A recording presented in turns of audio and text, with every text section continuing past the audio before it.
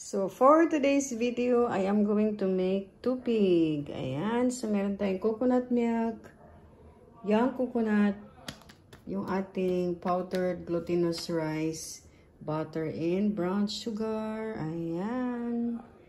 I-mix natin yan lahat.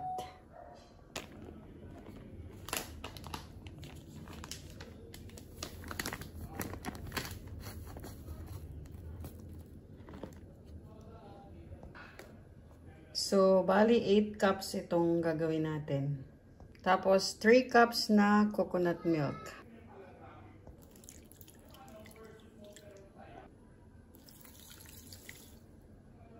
Ilagay na natin yung ating young coconut. 2 cups ito. Pwede rin 4 cups.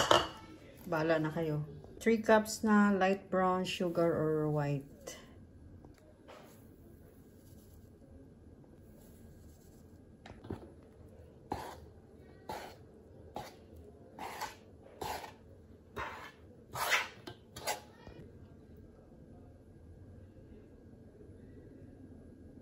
Two tablespoons of melted butter.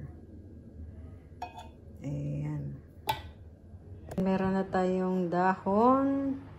So, meron na rin tayong na melt na butter. So, i-ano lang natin dito. Yan, gumawa lang tayo ng DIY na brush. Hindi ko makita yung brush ko.